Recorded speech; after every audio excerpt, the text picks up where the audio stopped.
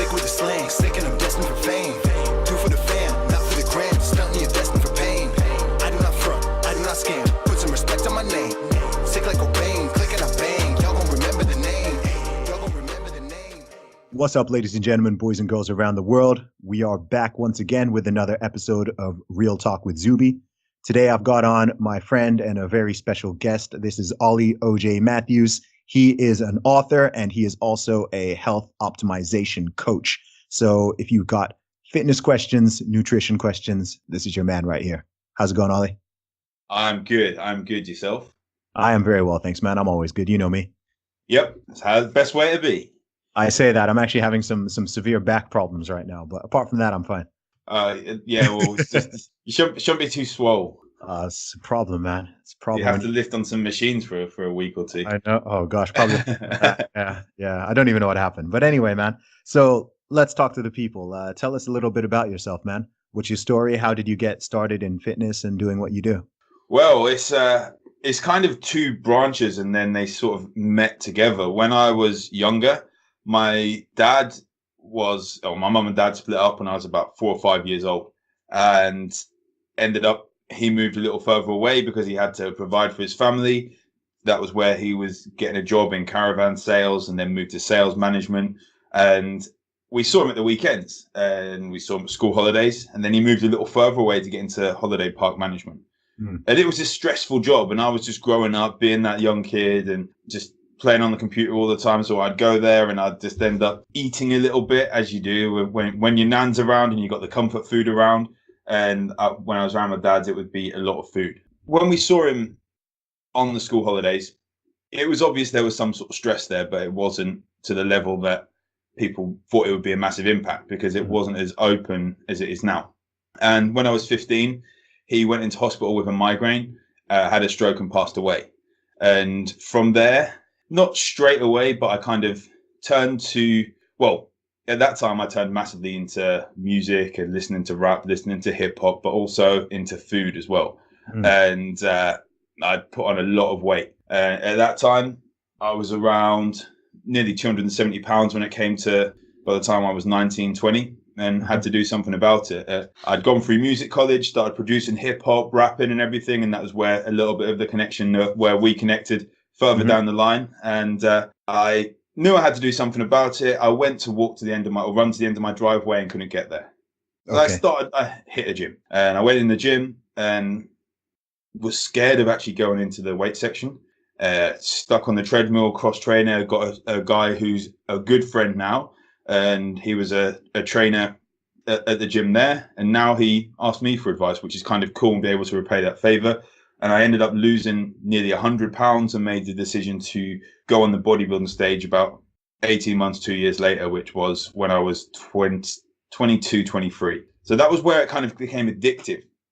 And this pushing forward, because I couldn't control the things that happened in my life when I was younger, where I lost control of my dad, first off moving away, and then my dad dying. And then there was things where I was getting bullied for my love of hip hop and being the white guy that is listening to music that is predominantly from black people. So it kind of just, I was bullied for that. And you think, well, why is people bullying me? Then they were bullying me for being fat. I got bullied after my dad died, and you think, okay.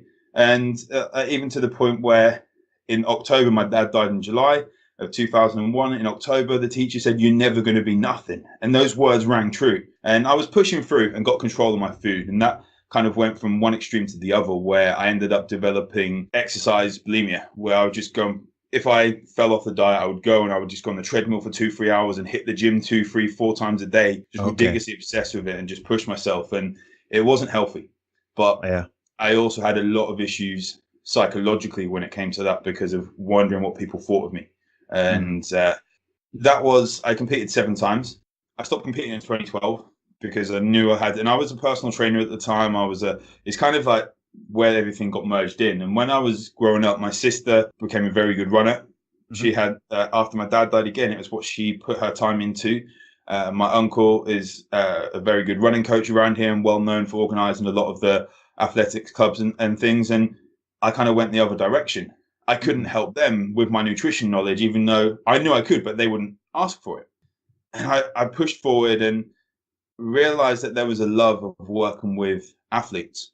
Okay. And I started working with endurance athletes. I noticed there was a lot of eating disorders in endurance athletes as well, where they're running to lose weight or running so they can eat more rather than running for performance.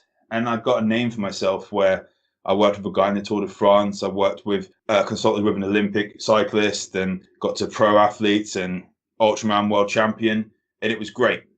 But then I realized that, and this is quite a long story here, and I apologize for it being so long. I just want to No, make sure that it's we're going for completely each. fine. We got to the point where I was getting them from A to B, and that was as fast as possible, not necessarily as healthy as possible. Mm. And that really hit me a bit because I was seeing some guys where when we look at the testosterone levels of a Tour de France rider, they really deplete over 3 weeks. And I want to make sure people are healthy. I ended up working with a guy who's an entrepreneur called Ron, and this is quite a while back now, but it made me realize that these guys that are so stressed, business guys, entrepreneurs, busy people, are stressed out in the main part because they're pushing towards this hustle and they don't get a lot of the time for themselves. And I could see my dad in these guys. Mm. And a lot of the people that are going to stress themselves out to the point where they could actually shorten their life. And it hit me in my heart that I'm working with my dad here. Yeah. And it made me realize that working on nutrition, working on training, about 60%, 70% of what I do is stress management and putting things into perspective. It made me realize that if I can help even one child, one son, one daughter not lose their dad or their mum, then that's just powerful. And it's better than any athlete winning a gold medal or winning a race. Gotcha. So that's a powerful story, man. It's always interesting to peel back a couple layers, rewind time, and find out what it is at the core that really motivates really driven and entrepreneurial people. Because oftentimes you'll find that there's an incident in their life or a story which maybe the public or the average person doesn't really know, but that's really their core driver. So it was really interesting to know that, because I know you. I've known you for a couple of years. I know you're very driven. You're always fired up. You're always full of energy. And that was my first time hearing I want to call it the origin story, like you're a superhero. Yeah.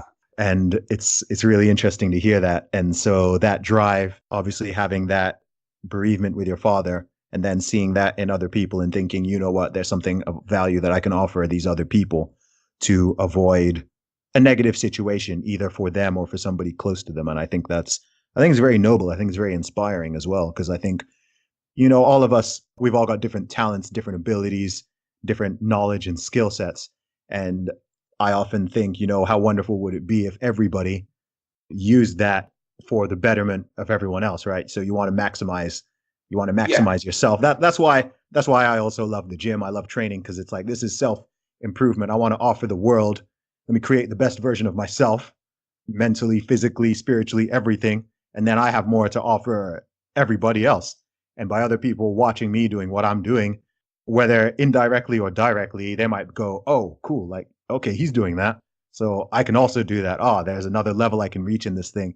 And I'm always looking at people who are above me in every level or in different areas. And I'm like, oh, okay, look, I'm seeing what he's doing. And there's people who inspire me that probably don't even know it. You know what I mean? Like, they don't even know. Yeah, they're probably not even aware I exist, but I'm watching them and I'm kind of like, oh, okay, like I can do that. There's another level. There's always another level. And yeah, I think that's what keeps people motivated and positive, and actually helps to counteract the stress or the mental health problems people have or whatever, having something to run away from and having a goal to run towards all the time. Oh yeah, definitely. It's a massive thing. And also when I went into the gym, it started off to lose weight. And a lot of people think that when you start going to the gym and you start building muscle, you're going to get confidence. But it was just a shell, and it was there. It was kind of just an outer shell, but it actually made me a lot less confident because I was worried even more what people would judge me for. Okay. And I had to dive in with the extra mental work, a lot of mental work. And that was when I started seeing that people looked to me and could actually take a little more inspiration and influence. Yes, there's this guy that's lost 100 pounds, that's stopped being able to, or stopped having really low energy and looks like he's confident. But when I started talking about having anxiety attacks, being off work with depression and all these different things, people actually realized that, look, this is a real guy. Yeah. And this is a guy that I can actually resonate with, and took like more than when I was ridiculously shredded, ready to go on a bodybuilding stage. People actually understood me more. Yeah, sure. Well, it's more human and normal and within the realms of what people consider achievable, right? Like Definitely. a bodybuilder who's competition ready, that's not what people really aspire to, unless you're 0.1% of the population who wants to do that. Most people don't really aspire to that. They aspire to someone who's like, okay, there's someone who's living a normal life, has got a family, responsibilities, whatever it might be, but they're still managing to keep themselves in great shape, be a good role model, stay positive, inspire other people, all that. I personally think that that's in some ways more inspiring than someone who, say, makes their entire living off of being in the gym or having a certain physique, because you know that's a big chunk of their life, right? They might have 6 hours a day to dedicate to that, 10 hours a day, 12 hours Yeah. a day to dedicate to that one thing. Most people have, okay, an hour, maybe 45 minutes in some cases. You can be inspired by anybody, but I think you can relate a lot more to someone who's doing something you want to do, but has some of the same challenges and their reality resembles yours a little bit more. Yeah, and when we look at what it takes to get into that shape, and it's very distorted, and that's where social media comes into it as well. It seems to distort things even more. You're in that shape for 2-3 weeks. Yeah, you might be in better than average shape the rest of the time, but you're in that shape, photo shoot ready, stage ready for 2 weeks, 3 weeks, and you really pick a date to peak from. Yeah. And you take loads of photos, and I'd put pressure on myself Mm. by only having those photos that were from bodybuilding shows, that were from close to the actual show, so people think you look like that all year round. Yeah. And it would essentially set me back a little bit. And it wasn't until just taking the foot off the gas when it came to competing in bodybuilding shows that I realized that there's a lot more to life than that. And when we Yeah. talk health, and I talk about it in my book, that we've got 5 M's. It comes through madness, money, movement, marriage, and mindset. Okay. And if you have a balance of these, and one of my goals that I'm going to be doing on my 47th birthday is I'm going to be climbing Mount Everest. I say Okay. 47, that's when my dad died, hence that time. My birthday is the 21st of May. The climbing season is in May. There's no Okay. reason I can't do that, provided I work back and I build forward towards it with the right training, with the right mindset. Now, when it comes to the 5 M's, you get balance in these. Rather than just what you look like, you get enough madness, so fun in your life. Okay. People forget about having fun. Yeah, I had to get words that began with M, but it's cool to have more in there. But madness. Yeah. If you can have fun, you can build the right actual attitude to downtime as well as on time, you're going to be healthier. Yeah, we do need money in our lives in order to be able to thrive and prosper, but not necessarily as much as we think. Sure. Because money can buy material things, but we do need a little bit of money to be healthy. Sure. And there's enough money for every person if we really wanted to. We're in a world where there's an abundance of money actually around if everyone was to use it right. And then we've got movement, which I was going to put movement and macros, but it just got a little bit too many M's there. But movement and macros kind of go into one. And movement doesn't necessarily have to be in the gym with exercise. There's plenty of different forms of moving about, walking, taking the dog out, just literally going around town and getting your steps in, those sorts of things. Yes, we know weight training and exercise is going to really help with muscle building and keeping you healthy, and also with your joint health and getting the right food in. And marriage is the big one. And this is what I really had to check with myself. And when I say marriage, I mean relationships. Yeah. Not marriage as in two people becoming one.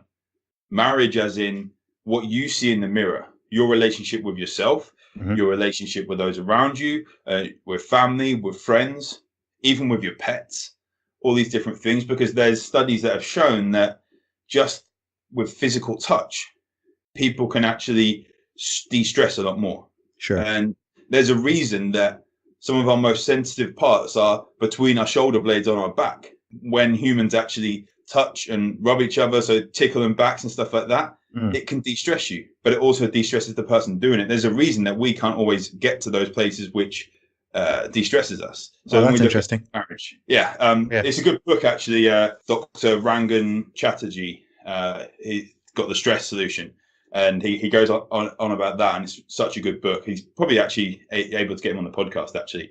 And he's quite accessible. And then we've got mindset, and that's the big thing. Stress is all a matter of perspective, I find. And I think you're a big person when it comes to speaking your word and speaking your mind in a positive way and getting that out there. And there's a lot of situations people stress out for the sake of stressing out, which actually makes them more stressed. I agree with you on that. If we can get a perspective in something, that person that cut you up at the roundabout, he didn't do it on purpose. He probably didn't even see you there, hence why he done it. And you don't need to let it ruin your day, because it certainly isn't ruining theirs. True. Those sorts of things with road rage and things. All those 5 M's. I'm a believer you can move mountains. I've got a picture of Everest Base Camp there. I've got a picture of Mount Everest there. And it's just having these kind of visions of what I want to be doing. Yeah. But health, essentially, I framed it in the book as well, that it's similar to climbing Everest. But the problem with a lot of people is people want to get healthy without taking breaks and without getting cold. Okay. Without oxygen. And when you go to Everest, if you think about health, you get to the airport, you get to the start of the trek before you get to base camp, and it takes 8 days to get to base camp. Now, you get to base camp, you're acclimatizing on the way, and it takes 12 days to go back. So, no, it takes 12 days to get there. Sorry, but the wrong way around. 12 days to get there, 8 days to go back. Okay. So if you get to the base camp level and you get to the foundations, then you know it's actually going to be quicker to go back than it is to get there. So you've done a little bit of hard work. But to get to the top of that mountain, you have to go up to camp 1, acclimatize, come back down, go up to camp 2, acclimatize, back down. Camp 3, you acclimatize, and some people come back down and then go up. But a lot of people go to camp 4, the death zone and the summit, and then they come back down again. But you have to acclimatize at different points. Sure. And there's a lot of pressure we put on ourselves at doing everything at once. Okay. And it's not a sprint, it's a marathon. Yeah, 100%. And we know that. Yeah, man. That's interesting, man. I mean, I think mindset is the one out of those that always stands out to me. That's the one that I think I put most focus on, because I think that's where everything begins. I think everything begins in your mind. Like everything else, you need the mindset to achieve those. Yeah. So before, I mean, literally just in the way the body functions, everything, it starts with your brain, right? So exactly. Yeah, if you're gonna make movement towards a goal, even if something is simple, okay, you don't go to the gym right now, you want to start exercising. You don't eat well right now, you want to clean up your diet, you want to eat better, you want to change up your nutrition. It starts in your brain. You need to make that decision. You need to solidify your resolve. Think about why you're doing it. Think about how you're going to stay motivated. Think about what you're driving towards, what you're trying to avoid. And then once you've got it all in your brain, then it's like, okay, like everything else, the body can now follow. Yeah. And I think there's 2 things that need to be done when it goes to getting a goal. And I'm going to use health specifically and my own goals that I had with health to allow people to see what it was I was aiming for. Because people have this goal of weight loss, which is essentially fat loss, but that's not what anyone wants. That's a route to get them where they want. It might be that they want to get more confidence, because every time they work in an office and they have to give presentations and they get sweaty armpits because and they just don't feel comfortable standing on front of the stage. Yeah. Or their relationships have gone down because there's no intimacy, because they don't have the confidence in their own body every time they walk past the mirror. And there's no sex in the marriage or in the relationships. They have low confidence. So losing weight is going to help them get that. And then there's the health issues, the type 2 diabetes that can be reversed when they actually get a little bit healthier. But with mine, it was essentially that when I lost my virginity, I didn't take my t-shirt off. Until I was like 4 or 5 years later, I didn't take my t-shirt off when having sex. Okay. It was as bad as that. No girlfriend saw me without my top on. Yeah. On purpose. Until I was in a relationship for about 7 or 8 months. And I was like 21, 22.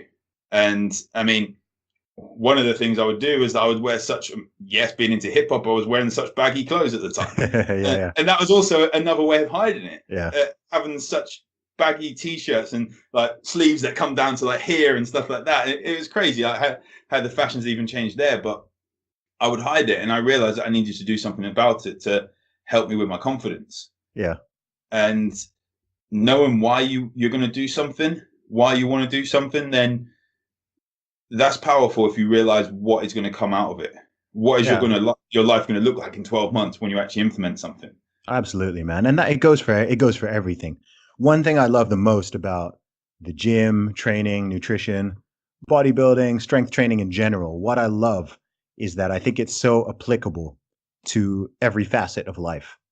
I think it's Yeah. so, I think it's rare to find someone who's built an impressive physique or to find someone who, say, was overweight and then lost a lot of weight or was really skinny and then gained a good amount of muscle. It's hard to find someone who did that and didn't also become mentally stronger in the process, because they do go hand in hand. And if you can apply that same thing, setting a goal, being consistent, hard work, day in, day out, if you can apply that to going to the gym to build your physique, you can apply that to your career. You can apply that to a hobby that you want to improve on.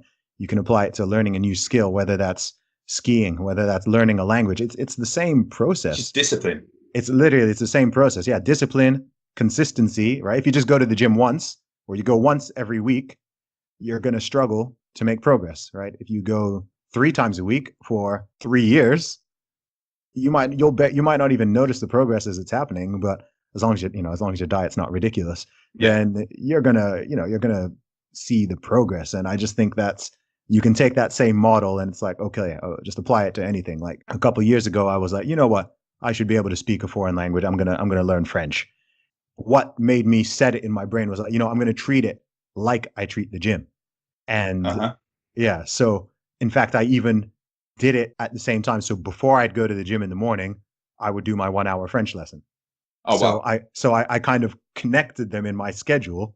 So it was like, okay, I'm going to do an hour French every day and I will do it. And then I will go to the gym. So it just became part of my daily process. And then lo and behold, like 3-4 months later, I was meeting French people and I was able to have decent conversation, not, getting obviously not full blown fluency talking about something super deep, right? But I could hold a conversation for a good 5 minutes completely in French with a French speaker.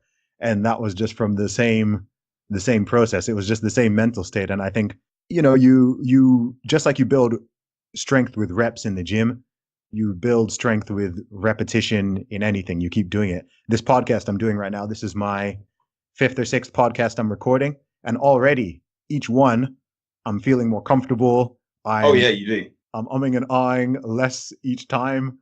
Each time I edit one, it's like, okay, I've got less to edit because it's less start-stoppy. And you just get with it. I'm sure like within a couple of weeks, right? If I'm doing one every day or whatever, within a few weeks, it'll just be like, oh, okay, cool. It's just like having a standard conversation. You're not really thinking about it too much. And over time, you just build expertise in all these things. And you can do that with almost any skill. And I think if people understand that, then they'll realize how much untapped potential they have. I had that a lot with actually showing up on video. Okay. And now I do a Facebook Live at least 3 times a week. Mm-hmm. Some weeks I'll do 5, but at least 3 times a week I will put out content on video on Facebook, and then I'll look to share it on LinkedIn, Instagram, and on a blog and things like that. But when I started, I was scared of having silences. It would be saying random things and likes and and so every single time, until I realized I could stop and think about what I was about to say. Yeah. And that sounded a lot more real. It sounded more, a lot more sound more. Didn't even think about what I was going to say then. It sounded a lot more human. Yeah. And when I then listen to presenters now, people start videos with, so I'm going to do this, so I'm going to do that. And I notice it more, just like when I've done media studies in high school. And then I noticed on films, they were doing wide shots, close shots, and medium shots. Just like in music, when I listen to different ad-libs, and then you can hear a little bit of auto-tune here or there, you can see what they've layered up on the beats. Yeah. And when you then start doing it, you can then actually not pick apart in a negative way, but you pick apart because you feel and you can kind of resonate with the creative process. And the same thing with health. You can see what other people have done. You can start to learn from it. But I feel it's important to take one day at a time. And a lot of people look to go from A to Z without going through B, C, D, E, F. They try and sprint. They try and jump, especially this time of year. We've just had New Year's resolutions. People start falling off. And some people are going to stick with it, and that is great. It is great to see them and to see them push through. And actually, when it gets a little bit hard, they're pushing through. But a lot of people are expecting these fad diets to actually do such good work sustainably, and it doesn't happen like that. Yeah. They get starving. They're on 1,000, 1,500 calorie deficits. They lose a lot of energy. They get demotivated. They're dehydrated. They get headaches, and they fall off. The way I used to work with clients is do exactly the same diet that I'm doing, do exactly the same training. That doesn't work. And it's finding out what is going to work for you as an individual, one day at a time. Yeah. And if that is finding perfection to a degree on that day, perfection looks different every single day, because one day you might have 10 minutes, one day you might have an hour, one day you might have 2 hours. And it's doing the minimum you can to get the maximum output. Now, if someone comes to me and they say, I've got a lot of alcohol in my diet at the moment. Okay, I want to find out how much, but I also want to know why they're drinking, because a lot of people are drinking so much alcohol because it's a sedative and they're trying to sedate what's actually going on in their life. So we need to look at the mindset. Yeah. But I'm not going to cut all that alcohol out at once, because that's going to set them up for failure. They'll have a good couple of weeks and then they might go and binge drink. Sure. And a lot of the people that are doing dry January, they're doing, is it veganuary? Vegan annuary? I don't know. There's probably an advert. Something like that. Yeah. About. Something like that. Yeah, they're pushing the vegan thing very hard right now. Yeah, but people doing that, they're not cutting it out necessarily for health reasons. They're cutting out on the first to put it back in on the next first, potentially. Yeah. Some people aren't going to do it. There are going to be some people that continue a little bit further, but you can bet. And I love watching Russell Kane. I think he's such a hilarious guy, and he has these canings on Facebook, and he's got a caning for people that are cutting things out in January. Okay. It's exactly what it is that you didn't want to cut it out in the first place. What happens is a lot of people, just like when you go very strict on diets, just like I used to, when I'd done a lot of binge eating, because I was so strict during the week, and then Saturday night came and I would just go nuts. Yeah. Probably having 10, 15,000 calories. Yeah. And we've all done that at some point. Yeah, it doesn't work. Dieting too hard, it does not work long term. Anyone who's tried it can attest to that. 3-4 days, oh wow, look, the scale is going down. Yeah, sustainability. No, you can't trick your body. Your body has so many mechanisms to just, I don't know if it's what's the hormone? Is it ghrelin?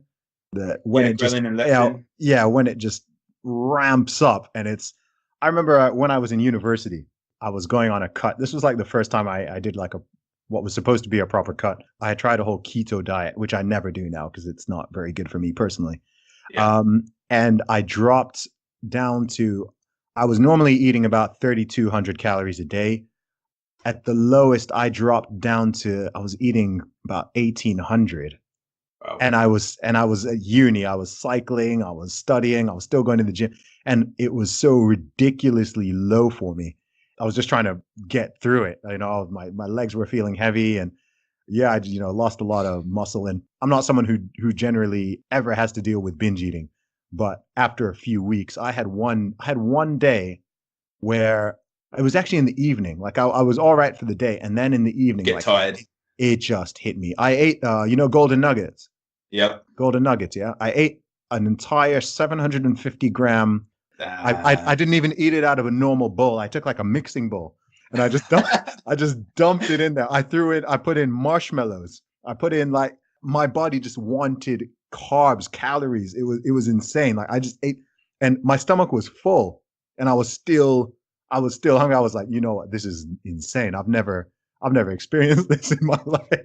And that was the point. I was, okay, I need to take a more sane approach. And ever since then, I don't think I've ever dropped my calories below 2,400 ever since then. Exactly. And when we look at, I don't know, a lot of times, and a lot of clients in the past have had these sorts of things happen where, they've said about it before they start working, and then it has happened during it, and then it stopped happening because we've dealt with the mindset behind it. But essentially, it was failing minutely. And what we mean by that is that people start diets on Mondays. It seems to be the fresh day to wipe the slate clean and start.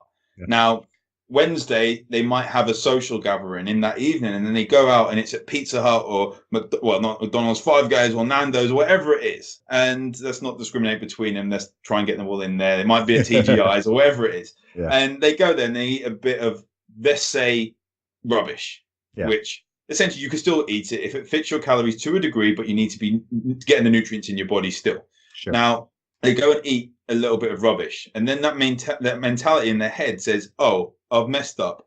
I'm going to start again Monday." So Thursday they're off the diet, Friday they're off, Saturday they're off, Sunday they're off, and Monday they start again. Before Okay. you know it, they've had 3 days, well, 2 3/4 days on point, and then 4 1/4 days off. Mm. Now, if we realize that if you slip up, it's okay. It is okay. There's that 80-20 rule. 80% of the time you do as much as you can, 20% you can chill. Sure. If you slip up, it's okay. You're only ever one meal from being 100% back on track. True. And a lot of people don't seem to get that mentality. And if we did, if, as a whole nation or on the entire planet, if people got that mentality, it would be a much healthier place. Oh, absolutely, man. One thing I do notice, especially with diets, but even with exercise as well, with some people is a lot of people have like an on-off switch, right? So it's just on a diet, off a diet. When they're off, they're really off. When they're on, they're really on. And again, I think in my sort of late teens, early 20s, I made that mistake a couple of times. And then ever since then, I mean, for the past 10 years, I've stayed within the same 8-kilo weight range. So for the entire last decade, my weight has never been, 9 kilos. It's never been below 82 kg or above 91. So the heaviest I've been is 91. Lowest I've been in 82. That's been the case for about 12 years now. And with me personally, what's worked well is just rather than having an on-off switch, well, I'm always on, but having like almost like a knob, like a volume dial.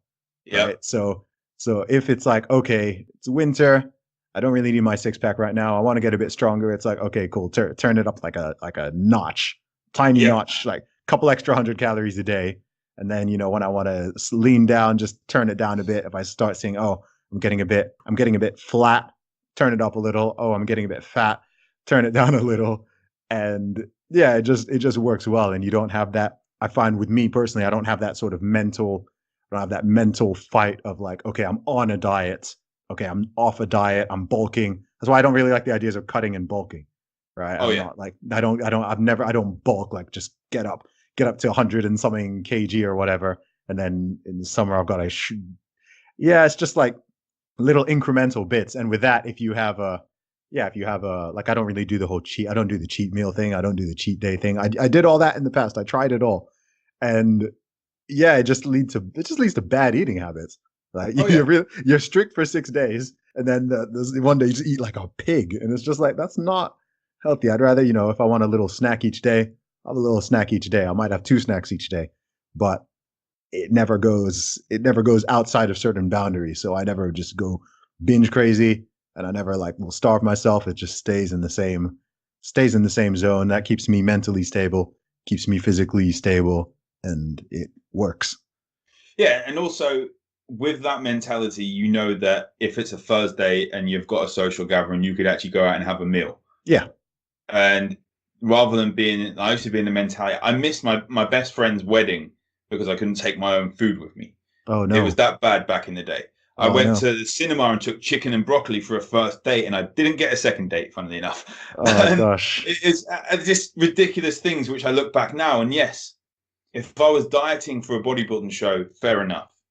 One thing, I wasn't getting paid for the bodybuilding show. I was paying to do the bodybuilding show, as we all do. And that's another total other story. But if it's your job, if you've got a specific goal like that, now, if I was dieting for a bodybuilding show, which, to be fair, right now, I've got no intentions of ever doing. Sure. I'm a little bit bored of hypertrophy training. I've got the London Marathon. I've got a 24-hour Snowdon Challenge in May coming up. But I would just not go to the cinema those 12, 16, 18 weeks if I'm dieting for a bodybuilding show. Sure. It can be a lot less stressful. Last week, a friend from Canada came over and we started filming a health course. And we just went out to a restaurant, and I absolutely love nachos. It's just been my thing of hashtag the nacho life, and the nacho life didn't choose, or I didn't choose the nacho life, and nacho life chose me, that sort of thing. And it's just been one of those things. And when I was in New York last year, and my mentor at the time, he said something to me which really resonated. And he said, look, you're not in New York every day. If there's something here which you don't get normally, you don't get those real nice New York pizzas. Justin Timberlake's got a restaurant called Southern Hospitality, really nice nachos there. He says they're the best in New York. Go and try them. Now, if I was there 4 or 5 years ago, I wouldn't have even thought about it unless it was that one day on a Saturday. Now, I was only there Monday till Sunday. And so I had some nachos, I had some pizza, and I had nachos again. But it wasn't that I had them all on the same day. I spreaded them out and I enjoyed it because that fitted into that 20% rule. Yeah. And a lot of people it's a massive deprivation throughout. And you're going to have more time on point than you are going to have off point if you work under a sustainable mentality. And a lot of that will come to, for example, working with some pro MMA fighters. The guy comes to me and I said to him that, and he knows that I put it on social media, said, look, Jack, like, why are you coming to me 5 weeks before a fight needing to lose 16K? Oh, gosh. And he got the fight last minute. But Okay. as he said, that it's about that. And we got there. Was it the healthiest? No. The before and after picture was amazing in 5 weeks, but it was not the full story. When I work with a fighter, I want it to be at least 8 weeks or 12 weeks and not 16 kilos to lose. No.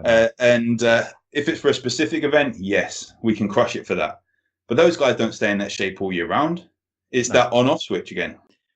So coming to, let's talk a little bit about your book. So you've written 2 books now. You've got the One Day Body Upgrade. That was the version for men. Is the women's one, what's that one called? Is it the same title? Yeah, they're both the One Day Body Upgrade. Okay. The men's was the Busy Man's Blueprint to look good, feel great, reach your full potential, which I then switched to the Busy Person's and then realized I want to make a female version. And now the female one is Your Blueprint to look good, feel great, and reach your full potential. Gotcha. And that was released a couple of days ago.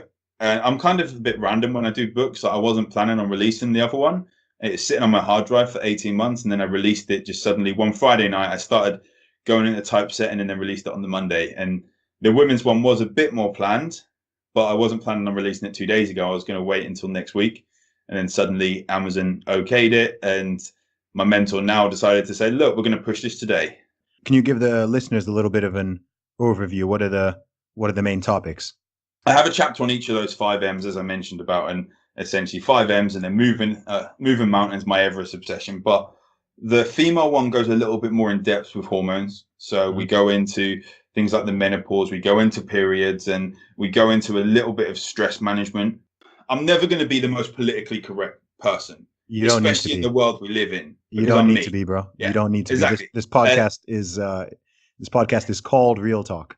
Exactly. And I wrote in the book that I'm here and I'm writing this in a male's perspective because I feel it needs to be written in a male's perspective. Some of the things aren't going to be politically correct. Some of them are. But if I actually kept up on what is PC nowadays, then I wouldn't have time to write the book.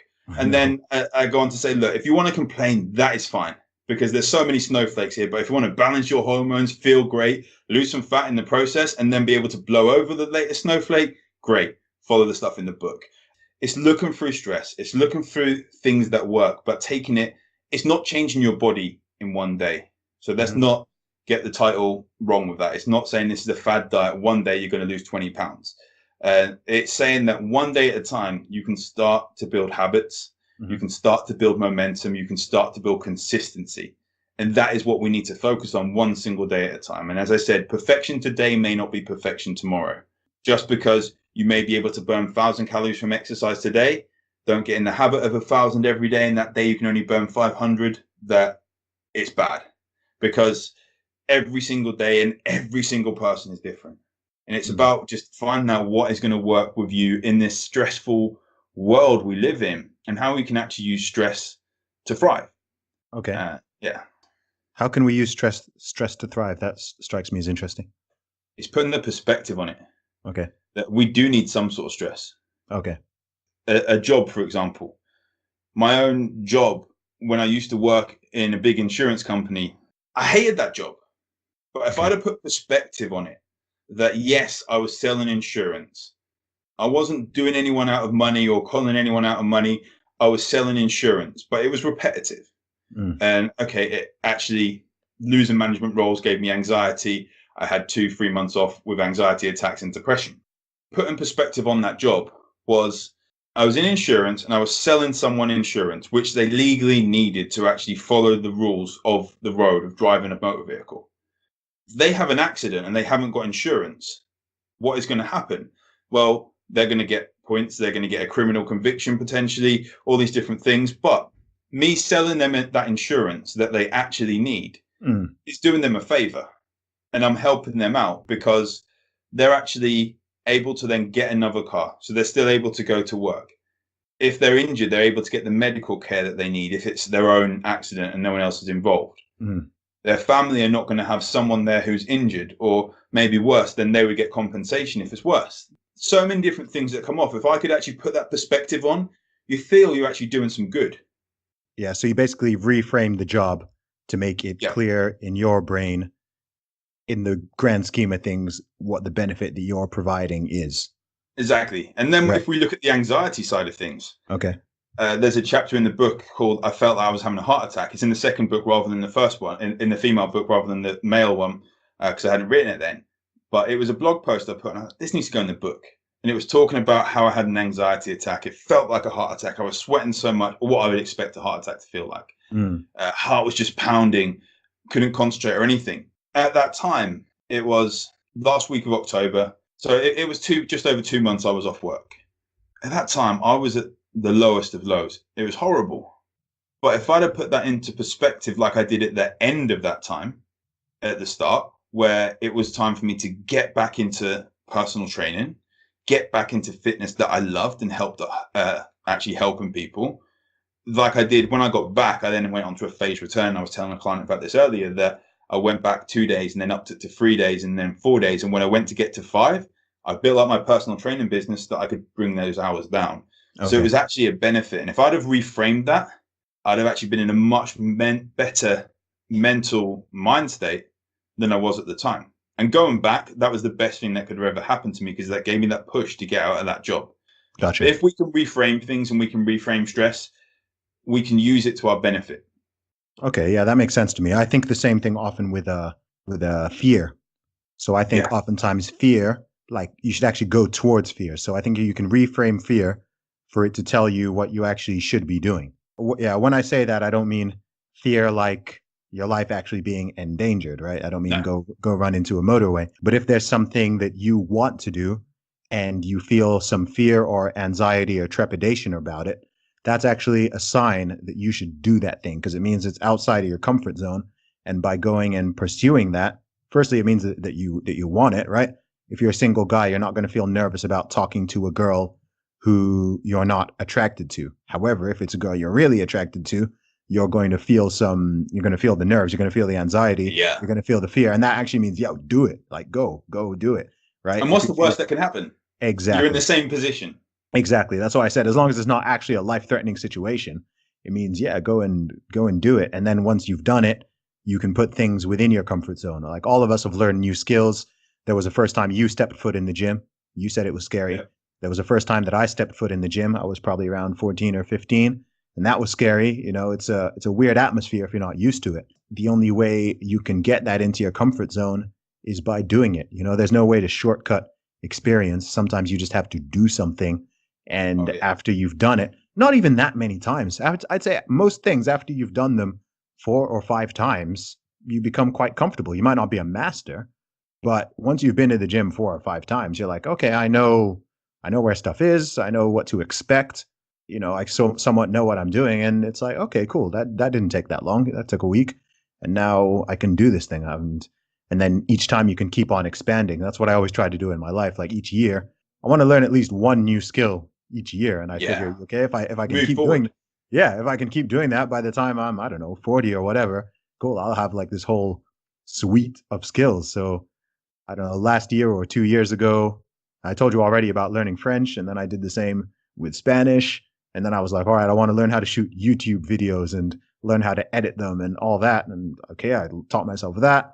Now I'm doing this podcast, looking at doing more public speaking, and I just want to grow to the stage where it's like, okay, I'm like a Superman. I'm the best version of Zuby that we can that we can get here, and that's when I'll be able to maximize what I can offer to the world. And that's how it's really how I view life. Yeah, and also something that hit me towards the end of December when everyone was saying, become the best you. And you don't have to become anyone than the person you are now. Yeah. It's about revealing what is actually already there. Mm-hmm. And that actually gave me more power thinking of it that way and to people I was talking to, because people were anxious about having to be someone they're not, actually revealing it revealing it to the world Hmm. with public speaking is so powerful. Another thing that came up there was stress, and something that I've got to talk at the forum in Norwich in a couple of weeks, and I've got a little bit in my presentation, which is something that Gary Vaynerchuk says, and it's talking about perspective. And we always have something which potentially we're not happy about or when we're moaning about. Now, for starters, if you're listening to this podcast, you've got an iPhone probably, or an Android, or you're on a MacBook or PC laptop or something. You've got access to the internet. Yep. You've probably got a roof over your head when you're watching it. Hmm. And you're in clothes which are actually going to be keeping you warmish, and you're in a pretty decent place. Now, there are 7 billion people in this world. Yep. To start off, it's 400 million to 1 or 400 billion to 1 odds that you're going to be a human being. Yep. You could have been an ant, you could have been a wasp, you could have been a tree, you could have just been a germ thing, whatever. Yeah. And you've already hit the jackpot. You've actually got more chance of winning the lottery than being a human being. Yep. Now, there's 7 billion human beings in this world. If we ranked them 1 to 7 billion, the 7 billionth person has got a bit of a problem. The 7 billionth person's got a bit of a problem, but chances are you're in that top 1.5 billion people, maybe higher, if you've got all these things.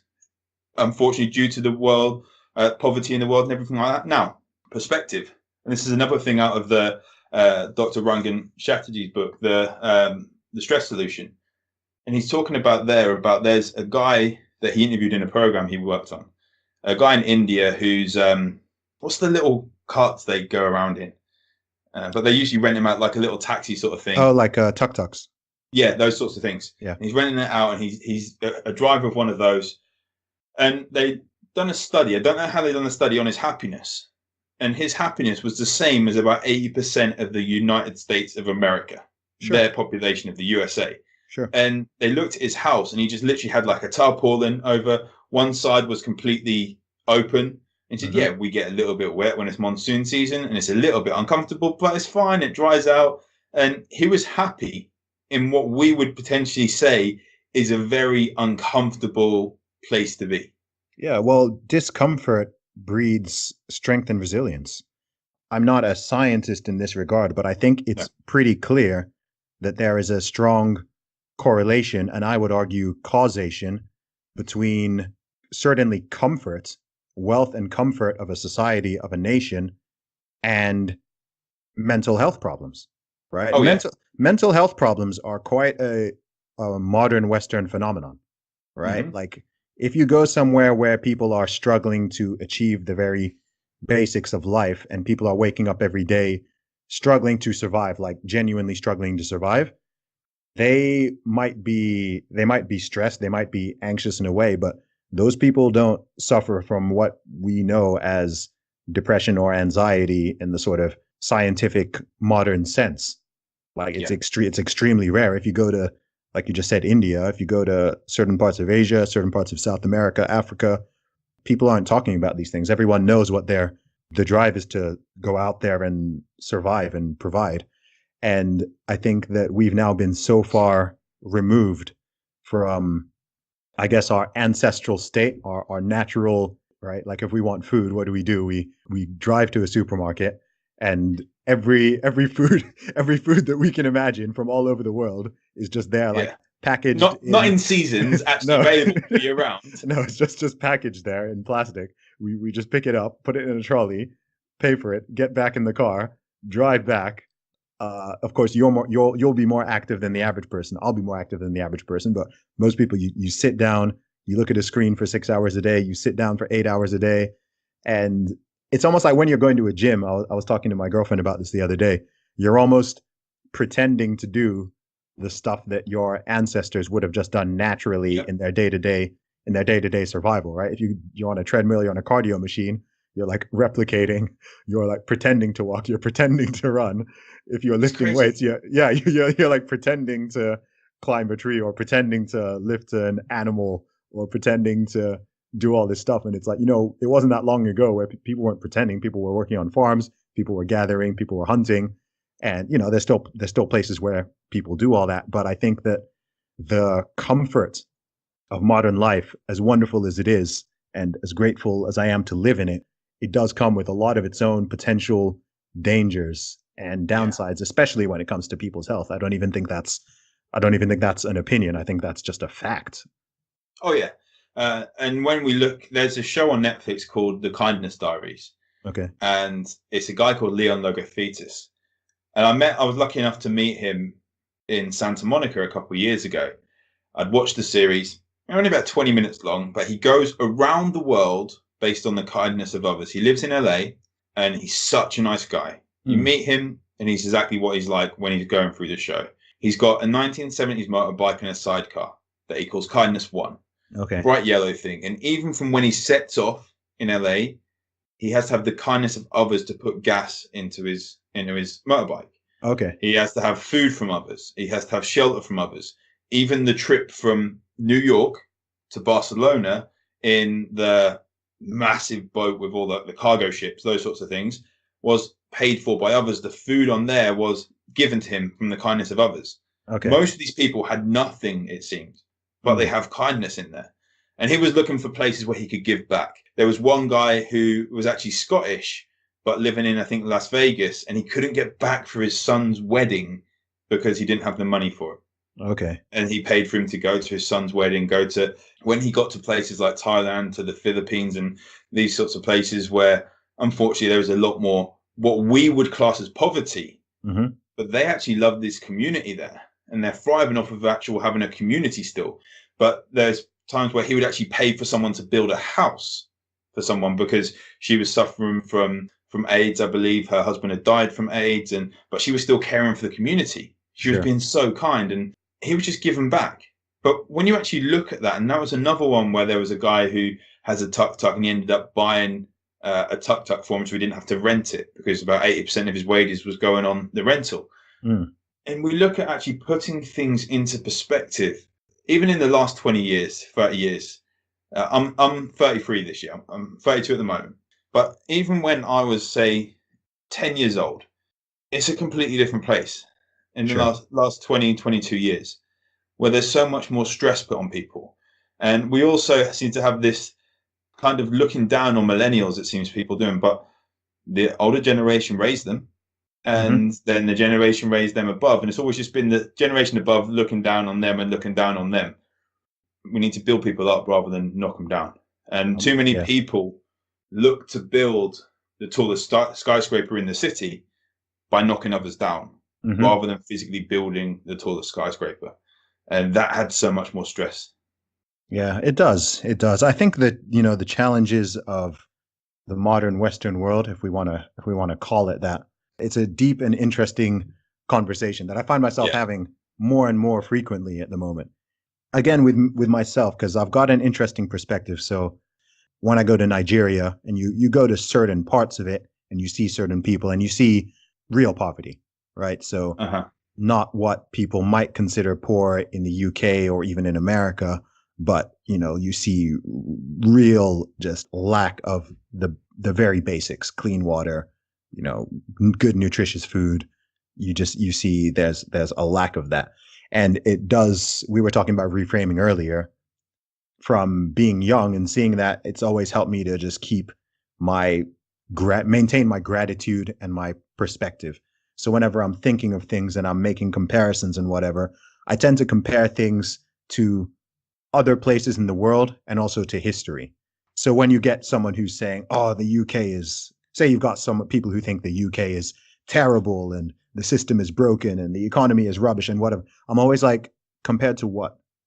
You see what I mean? It's like, are you comparing it to your perfect utopia that's in your brain but doesn't actually exist?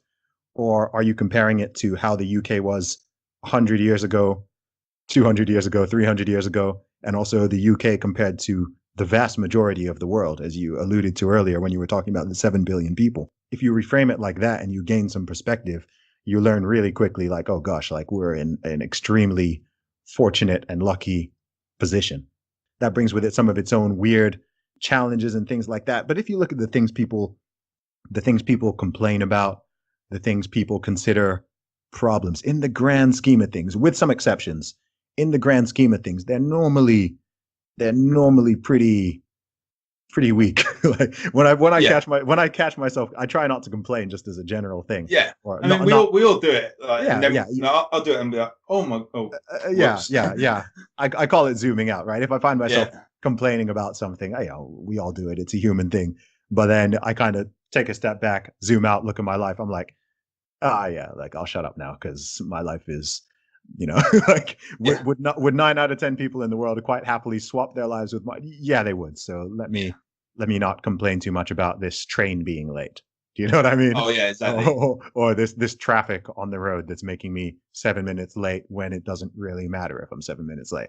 Your favorite food is out of stock in the shopping in the grocery store. Oh, they don't have those 90-pound trainers you wanted in your exact size. Oh, poor you. You know what I mean? Yeah. It's like I have to wear one of the other 10 pairs. Yeah, exactly. So when you look at what people complain about, sometimes I'm just like, look, get some perspective, and The big thing you'll be a lot more that grateful. people complain about is the weather.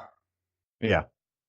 And when you look at it into perspective of it's absolutely chucking it down outside or something like that, you're in a dry place more than likely. And some people don't have the opportunity to even shelter from the weather. No. Some people actually love it when it rains. Yeah. You see some of the countries that are just in a desert or something, and some of the countries in Africa or some in South America or something like that, that there's a lot of rainforest in South America, so maybe not as much. But in Africa, when you see on the TV when there's people that are just, there's no water anywhere, and they have to walk for miles every day to get water.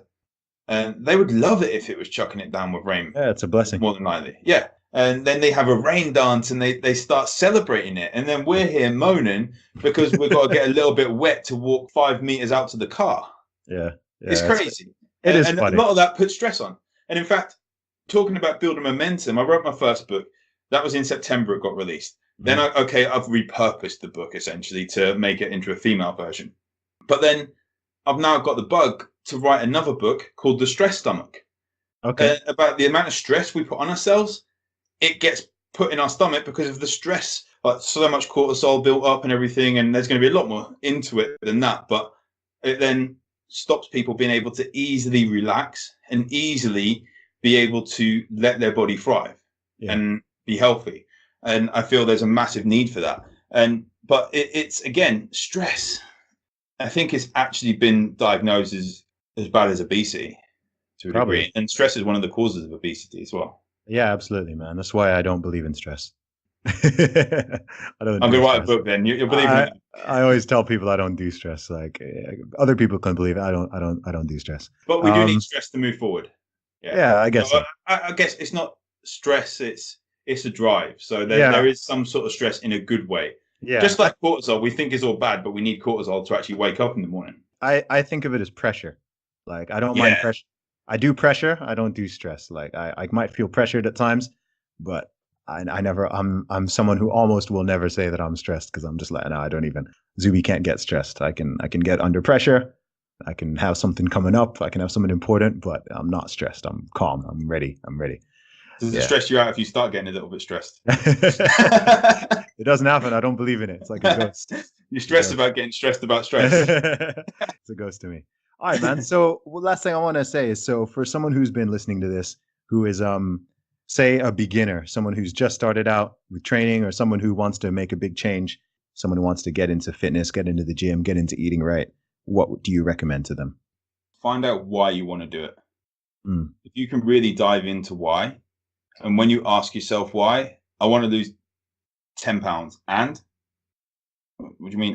And what's going to happen when you get to that weight off? And what's going to happen then? And what's going to happen then? Ask and or why 5 times to really find the root reason of why you want to lose this weight. And you get a much better reasoning than just wanting to lose weight. And write that up on the fridge. Write that up on the bathroom mirror. I've got the London Marathon coming up. And last time I tried to run 2 marathons in a month, I nearly split both my Achilles. And I've got the London Marathon coming up. And then a couple of weeks later, I'm doing up and down Snowdon as many times as possible in 24 hours. Wow. And when I break it down for the marathon, I'm looking to complete, not compete. I can walk around 18 and a half minute miles. Therefore, I only need to run 5, 10, 15 miles. I do not need to run the whole marathon.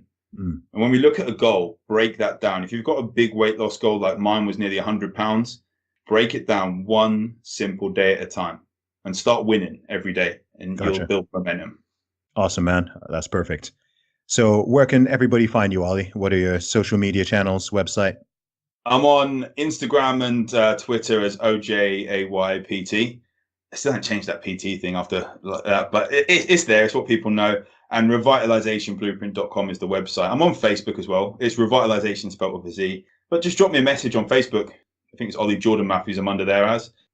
Happy to chat, answer any questions. There we have it. Ollie Matthews, thank you for joining us, man. Thank you for having me, man. Nice one, bro. Talk soon. I am the man, sick with the slang, sick and I'm destined for fame.